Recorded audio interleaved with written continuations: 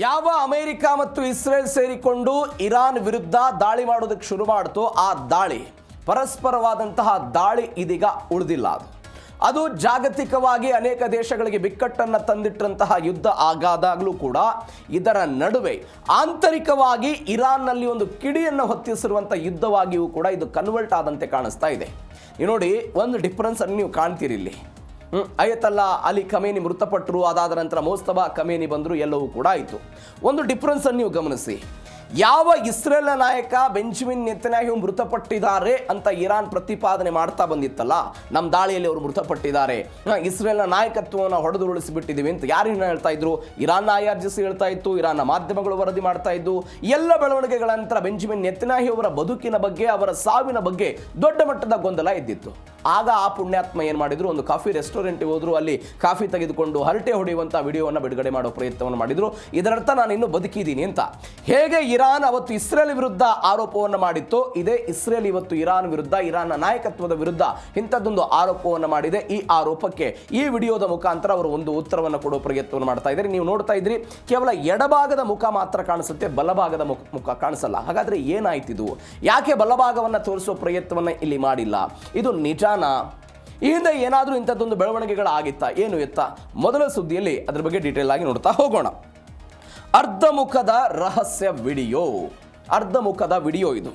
ಏನಾಯಿತು ಬೆಳವಣಿಗೆ ಅಂತ ಹೇಳಿದ್ರೆ, ಇದನ್ನು ನೀವು ರಾಜತಾಂತ್ರಿಕ ಭಾಷೆಯಲ್ಲಿ ಕರೆಯೋದಾದರೆ ಪ್ರೂಫ್ ಆಫ್ ಲೈಫ್ ಅಂತ ಕರೀತಾರೆ ಇದನ್ನು.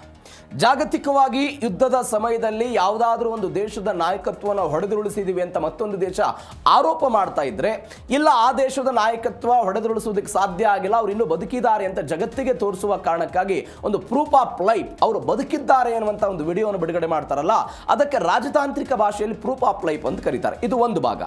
ಅದರ ಭಾಗವಾಗಿ ಮೋಸ್ತಬಾ ಖಮೇನಿ ಅವರ ವಿಡಿಯೋ ಬಂದಿದ್ದನ್ನು ನೋಡ್ತಾ ಇದ್ದೀವಿ. 12 ಸೆಕೆಂಡು ಸಾವಿನ ವದಂತಿ ಬೆನ್ನಲ್ಲೇ ಈ ವಿಡಿಯೋ ಹೊರಗಡೆ ಬಂತು. ವಿಡಿಯೋದಲ್ಲಿ ದಿನಾಂಕ ಇಲ್ಲ, ಸ್ಥಳದ ಉಲ್ಲೇಖ ಇಲ್ಲ.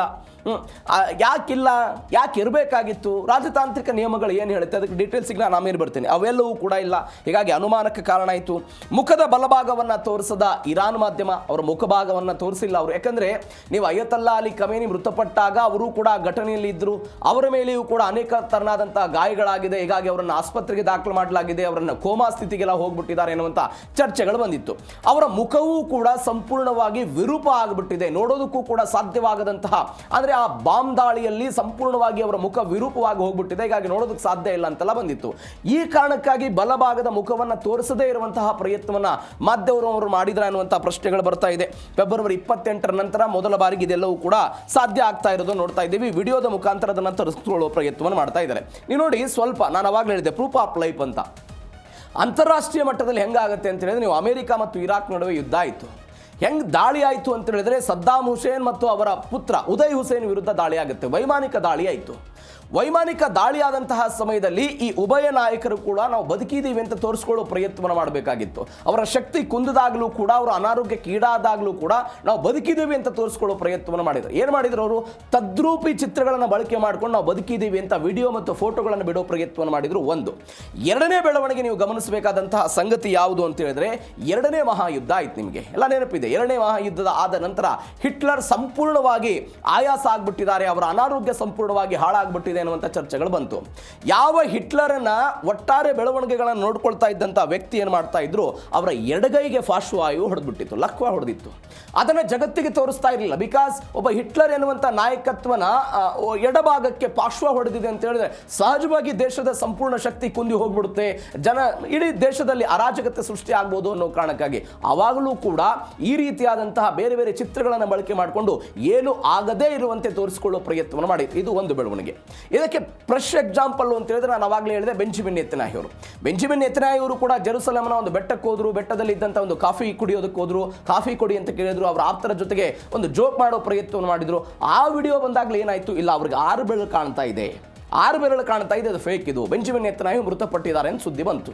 ಅದಾದ ನಂತರ ಮುಂದುವರೆದು ಒಂದು ಭಾಗ ಆಯಿತು, ಇಲ್ಲ ಬೆಂಜಮಿನ್ ನೆತನ್ಯಾಹು ಅವರ ಕೈಯಲ್ಲಿ ಉಂಗುರ ಇತ್ತು, ಇದೀಗ ಉಂಗುರ ಇಲ್ಲ, ಉಂಗುರ ಹೋಗೋದು, ಉಂಗುರ ಬರೋದು, ಎಲ್ಲ ಡಿಫ್ರೆನ್ಸ್ಗಳಾಗ್ತಾ ಇದೆ, ಹೀಗಾಗಿ ಅವರು ಬದುಕಿಲ್ಲ. ಇದೊಂದು ಡಿಫೇಕ್ ಅನ್ನು ಬಳಕೆ ಮಾಡಿಕೊಂಡಂತಹ ವಿಡಿಯೋ ಅಂತ ಆ ವಿಡಿಯೋದ ವಿಚಾರಕ್ಕೆ ಸಂಬಂಧಪಟ್ಟಂತೆಯೂ ಕೂಡ ಚರ್ಚೆ ಆಯಿತು.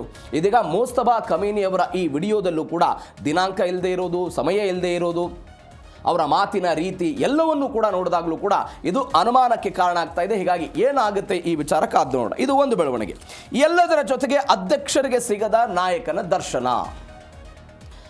ಮಸೂದ್ ಪೆಜಿಶ್ಕಿಯಾನ್, ನಾನು ಇದ್ರ ಬಗ್ಗೆ 2-3 ದಿನಗಳಿಂದ ನೋಡ್ತಾ ಇದ್ದೀವಿ. ಏನೋ ಬಿಕ್ಕಟ್ಟು ಸೃಷ್ಟಿಯಾಗಿತ್ತು, ಬಿಕ್ಕಟ್ಟನ್ನು ಶಮನ ಮಾಡಬೇಕು ಅಂತ ಸರ್ವೋಚ್ಚ ನಾಯಕರ ಜೊತೆಗೆ ಮಾತನಾಡಬೇಕಾಗಿತ್ತು, ಮಾತುಕತೆಗಾಗಿ ಅವರು ತೆಗೆದುಕೊಂಡು ಹೋಗಬೇಕನ್ನುವಂತಹ ಪ್ರಯತ್ನ, ಈ ಎಲ್ಲವನ್ನು ಕೂಡ ಮಾಡೋ ಪ್ರಯತ್ನವನ್ನು ಮಾಡಿದ್ರು. ಎಲ್ಲದರ ಜೊತೆಗೆ ಒಂದು ಬೆಳವಣಿಗೆ ಏನಾಗ್ಬಿಡ್ತು ಅಂತ ಹೇಳಿದ್ರೆ, ಇವರನ್ನು ಹೋಗಿ ಕರೆದುಕೊಂಡು ಮಾತನಾಡಿಸೋ ಪ್ರಯತ್ನವನ್ನು ಮಾಡಿದ್ರು. ಆದರೆ ಮಾತನಾಡಿಸುವಂತಹ ಸಮಯವನ್ನು ತೆಗೆದುಕೊಂಡಾಗಲೂ ಕೂಡ ಒಂದು ಕಪ್ಪು ತರನಾದಂತಹ ಕಾರಿನಲ್ಲಿ ಈ ವ್ಯಕ್ತಿಯನ್ನು ಕರೆದುಕೊಂಡು ಹೋಗಿದ್ದ ನೋಡಿದ್ದೀವಿ. ಹೀಗಾಗಿ ಅಧ್ಯಕ್ಷರಿಗೂ ಕೂಡ ಈ ಯಾರು ಸಿಕ್ಕಿರಲಿಲ್ಲ, ಪೆಜಿಶ್ಕಿಯಾನ್ ಅವರಿಗೆ ಇದೇ ವ್ಯಕ್ತಿ ಸಿಕ್ಕಿದ್ದೇ ಇರೋದನ್ನು ನೋಡ್ತಾ ಇದ್ದೀವಿ. ಅವರು ಅತ್ಯಂತ ಕಷ್ಟಕರವಾಗಿದೆ ಅಂತೆಲ್ಲ ಮಾಧ್ಯಮಗಳ ಮುಂದೆ ಬಂದು ಹೇಳಿದರು. ನಮ್ಮ ಹೊಸ ನಾಯಕರೊಂದಿಗೆ ಪ್ರಸ್ತುತ ಸಂವಹನ ನಡೆಸುವುದು ಅತ್ಯಂತ ಕಷ್ಟಕರ ಆಗಿದೆ. ಆದರೆ ಏನೇ ಆದರೂ ಈ ಕಠಿಣ ಪರಿಸ್ಥಿತಿಯಲ್ಲಿ ಅವರು ನಾಯಕರಾಗಿ ಇರೋದೇ ನಮ್ಮ ದೊಡ್ಡ ಶಕ್ತಿ. ಇದು ನಮ್ಮ ಆಡಳಿತ ಪ್ರಕ್ರಿಯೆಯನ್ನು ಮುಂದುವರಿಸೋದಕ್ಕೆ ಸಹಾಯ ಮಾಡುತ್ತೆ ಅಂತ ಮೋಸ್ತಬಾ ಖಮೇನಿಯವರ ಬದುಕಿನ ಬಗ್ಗೆ ಅಧ್ಯಕ್ಷ ಮಸೂದ್ ಪೆಜಿಶ್ಕಿಯಾನ್ ಅವರು ಹೇಳಿಕೆ ಕೊಡೋ ಪ್ರಯತ್ನವನ್ನು ಮಾಡಿದರು. ನೀವು ಇರಾನ್ನ ಇತಿಹಾಸದಲ್ಲಿ ಈ ರೀತಿಯಾಗಿ 2-3 ಘಟನೆಗಳಾಗಿದೆ. ಒಂದು, ರಾಶಾ ಪಹಲ್ವಿ. ಯಾವ ಪಹಲ್ವಿ 1953ರಲ್ಲಿ ಇರಾನಕ್ಕೆ ಅಧಿಕಾರಕ್ಕೆ ಬರ್ತಾರೆ. ಅಮೆರಿಕ ಮತ್ತು ಬ್ರಿಟನ್ನ ಕಾರಣಕ್ಕಾಗಿ ಆ ವ್ಯಕ್ತಿ ಅಧಿಕಾರಕ್ಕೆ ಬಂದರು. ಅದಾದ ನಂತರ ಆ ವ್ಯಕ್ತಿಗೆ ಕ್ಯಾನ್ಸರ್ ಆಗುತ್ತೆ. ಯಾರಿಗೆ? ಪಹಲ್ವಿ ಅನ್ನುವಂಥ ರಾಜನಿಗೆ ಕ್ಯಾನ್ಸರ್ ಆಗುತ್ತೆ. ಎಷ್ಟನೇ ಇಸ್ವಿಯಲ್ಲಿ? 1974ರಲ್ಲಿ. ಮೊದಲೇ ಪಹಲ್ವಿ ರಾಜವಂಶನ ವಿರುದ್ಧ, ಪಹಲ್ವಿಯ ವಿರುದ್ಧ ದೊಡ್ಡ ಮಟ್ಟದ ದಂಗೆಗಳಾಗ್ತಾ ಇತ್ತು, ಅಸಮಾಧಾನ ಇತ್ತು. 74ರಲ್ಲಿ ಅವರಿಗೆ ಕ್ಯಾನ್ಸರ್ ಇದ್ದಿದ್ದನ್ನು ದೇಶದ ಜನರಿಗೆ ತಿಳಿಸಿಬಿಟ್ರೆ ಮತ್ತಷ್ಟು ಅರಾಜಕತೆ ಸೃಷ್ಟಿಯಾಗಬಹುದು ಅನ್ನೋ ಕಾರಣಕ್ಕಾಗಿ 74ರಲ್ಲಿ ಬಚ್ಚಿಡೋ ಪ್ರಯತ್ನವನ್ನು ಮಾಡಿದರು. ಇರಾನ್ ಸರ್ಕಾರ, ಅದಾದ ನಂತರ ಅವರ ಖಾಸಗಿ ವೈದ್ಯರು ಎಲ್ಲರೂ ಕೂಡ ಇದನ್ನು ಬಚ್ಚಿಟ್ಟು. ಹೆಂಗೆ ಬಚ್ಚಿಟ್ಟಿದ್ರು ಅಂತ ಹೇಳಿದರೆ, ಸ್ವತಃ ಪಹಲ್ವಿಯವರ 2ನೇ ಪತ್ನಿಯೂ ಕೂಡ ನನ್ನ ಗಂಡನಿಗೆ ಕ್ಯಾನ್ಸರ್ ಇದೆ, ಕ್ಯಾನ್ಸರ್ ಕಾಯಿಲೆಯಿಂದ ಪಹಲ್ವಿ ಬಳಲ್ತಾ ಇದ್ದಾರೆ ಅಂತ ಅವರ ಪತ್ನಿಗೂ ಕೂಡ ಗೊತ್ತಾಗದಂತೆ ಈ ರೀತಿಯಾಗಿ ಅದನ್ನು ಮುಚ್ಚಿಡೋ ಪ್ರಯತ್ನವನ್ನು ಮಾಡಿದ್ರು.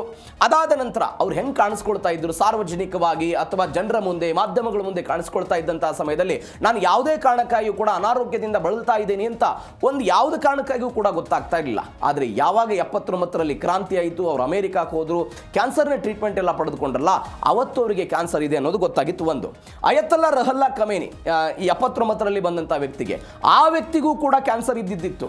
ಆ ವ್ಯಕ್ತಿಯು ಕೂಡ ಸಾರ್ವಜನಿಕವಾಗಿ ನನ್ನ ಕ್ಯಾನ್ಸರ್ ಇದೆ ಅಂತ ಯಾವತ್ತೂ ಕೂಡ ತೋರಿಸ್ಕೊಳ್ಳೋ ಪ್ರಯತ್ನವನ್ನು ಮಾಡಲಿಲ್ಲ. ಅಂದರೆ ಅದನ್ನು ಮುಚ್ಚಿಡೋ ಪ್ರಯತ್ನವನ್ನು ಮಾಡಿದ್ರು. ಅನಾರೋಗ್ಯದ ಸುದ್ದಿಯನ್ನು ಕಟ್ಟುನಿಟ್ಟಾಗಿ ಸಾರ್ವಜನಿಕರಿಗೆ, ವಿದೇಶಿಗಳಿಗೆ ಯಾವುದೇ ಕಾರಣಕ್ಕಾಗಿಯೂ ಕೂಡ ಗೊತ್ತಾಗದಂತೆ ಇದನ್ನು ತೆರೆಮರೆಯಲ್ಲಿ ಇಡೋ ಪ್ರಯತ್ನವನ್ನು ಮಾಡಿದರು. ಯಾಕೆ ಅಂತ ಹೇಳಿದರೆ, ಆ ದೇಶದ ಮೇಲೆ ಆ ನಾಯಕತ್ವ ದೌರ್ಬಲ್ಯಕ್ಕೊಳಗಾಗಿದೆ, ಅನಾರೋಗ್ಯಕ್ಕೊಳಗಾಗಿದೆ. ಆ ದೌರ್ಬಲ್ಯವನ್ನು ಬಳಕೆ ಮಾಡಿಕೊಂಡು ಮತ್ತೊಂದು ದೇಶ ದಾಳಿ ಮಾಡಬಹುದು ಅನ್ನೋ ಕಾರಣಕ್ಕೆ ಇದು ಆಗಬಹುದು ಅಂತ ಈಗ ಒನ್ಸ್ ಅಗೇನ್ ಮೋಸ್ತಬಾ ಖಮೇನಿ ಅವರ ವಿಚಾರದಲ್ಲೂ ಕೂಡ ಹಾಗೆ ಆಗ್ತಾ ಇದೆ. ಇದು ಮತ್ತೊಂದು ಬೆಳವಣಿಗೆ. ಎಲ್ಲದರ ನಡುವೆ ಈ ವಿಡಿಯೋ ಬಂದಿದೆಯಲ್ಲ, ಆ ವಿಡಿಯೋದ ಹಿಂದೆ ಒಂದು 5 ಅನುಮಾನಗಳು ಕಾಡ್ತಾ ಇದೆ. ಯಾವ್ಯಾವುದಾದ 5 ಅನುಮಾನ? ನಾನು ಅವಾಗಲೇ ಹೇಳಿದೆ, ಅದರಲ್ಲಿ ದಿನಾಂಕದ ಸವಾಲಿದೆ. ವಿಡಿಯೋ ಬಿಡುಗಡೆ ಆದರೂ ಕೂಡ ಅದು ಯಾವ ದಿನವನ್ನು ಚಿತ್ರೀಕರಿಸಲಾಯಿತು ಅನ್ನುವಂಥ ಪ್ಲೇಟ್ ಇಲ್ಲ, ಕ್ಯಾಲೆಂಡರ್ ಕೂಡ ಇಲ್ಲ. ನಿಮಗೆ ಅಂತಾರಾಷ್ಟ್ರೀಯ ವಿಶ್ಲೇಷಕರು ಇದ್ರ ಬಗ್ಗೆ ಹೇಳ್ತಾರೆ, ಯಾಕೆ ವಿಡಿಯೋದಲ್ಲಿ ಫ್ಲೇಟನ್ನು ಡೇಟ್ ಇರಬೇಕು, ಸಮಯ ಇರಬೇಕು ಅಂತ ಇದಕ್ಕೆ ಪ್ರಶ್ನೆ ಬರುತ್ತೆ ನಿಮಗೆ ಸಹಜವಾಗಿ, ಸಾಮಾನ್ಯವಾಗಿ. ಅಂತಾರಾಷ್ಟ್ರೀಯ ವಿಶ್ಲೇಷಣೆಯಲ್ಲಿ ಇದನ್ನು ಏನು ಕರೀತಾರೆ ಅಂತ ಹೇಳಿದ್ರೆ, ಯಾವುದಾದ್ರೂ 2 ದೇಶಗಳ ನಡುವೆ ಬಿಕ್ಕಟ್ಟು ಎದುರಾದಂತಹ ಸಮಯದಲ್ಲಿ ಈ ನಾಯಕತ್ವದ ಬದುಕಿನ ಬಗ್ಗೆ ಪ್ರಶ್ನೆ ಬಂದಾಗ, ಆ ನಾಯಕತ್ವ ಬದುಕಿದೆ ಅಂತ ನೀವು ಜಗತ್ತಿಗೆ ಪ್ರಿಡಿಕ್ಟ್ ಮಾಡ್ತಾ ಇದ್ದೀರಿ ಅಥವಾ ಜಗತ್ತಿಗೆ ತೋರಿಸುವಂತಹ ಸಮಯದಲ್ಲಿ, ಒಂದು ನಿಮ್ಮ ಹಿಂದೆ ಆ ದಿನದ, ಆ ತಿಂಗಳಿನ ಕ್ಯಾಲೆಂಡರ್ ಇರಬೇಕು ಅಂತದ್ದು ಒಂದು. 2ನೇದು ಡಿಜಿಟಲ್ ಗಡಿಯಾರವನ್ನಾದರೂ ಕೂಡ ನೀವು ಅಳವಡಿಕೆ ಮಾಡಿಕೊಂಡಿರಬೇಕು, 2ನೇ ಆಪ್ಷನ್ನು. 3ನೇ ಆಪ್ಷನ್ನು, ಆ ದಿನದ, ಆ ದೇಶದ ಒಂದು ಪ್ರಮುಖ ದಿನಪತ್ರಿಕೆಯನ್ನಾದರೂ ಕೂಡ ಕೈಯಲ್ಲಿ ಹಿಡಿದುಕೊಂಡು ಅದನ್ನು ವಿಡಿಯೋ ಮುಖಾಂತರ ಜನರಿಗೆ ಕಳಿಸೋ ಪ್ರಯತ್ನವನ್ನು ಮಾಡಬೇಕು. ಅಂದಾಗ ಮಾತ್ರ ರಾಜತಾಂತ್ರಿಕವಾಗಿ ಇದನ್ನು ಒಪ್ಪೋದಕ್ಕೆ ಸಾಧ್ಯ ಅಂತ. ಯಾಕೆ? ನೀವು ಆ ದಿನದ ದಿನಪತ್ರಿಕೆಯನ್ನು ಕೈಯಲ್ಲಿ ಹಿಡಿದುಕೊಂಡು ಒಂದು ಫೋಟೋವನ್ನು ವಿಡಿಯೋ ಮಾಡಿ ಕಳಿಸುವಂಥ ಪ್ರಯತ್ನವನ್ನು ಮಾಡಿದರೆ, ಹೌದು ಇವರು ಬದುಕಿದ್ದಾರೆ, ಈ ದಿನದಲ್ಲಿ ಇಂಥದ್ದೊಂದು ಫೋಟೋ ಆಗಿದೆ, ವಿಡಿಯೋ ಬಂದಿದೆ ಅಂತ ನಂಬೋದು. ಹಿಂದೆ ಕ್ಯಾಲೆಂಡರ್ ಏನಾದರೂ ಇದ್ರೆ, ಹೌದು ಈ ದಿನ ಆಗಿರ್ಬೋದು, ಈ ತಿಂಗಳದ್ದು ಅಂತ ಒಂದು ಲೆಕ್ಕಾಚಾರ ಆಗ್ಬೋದು.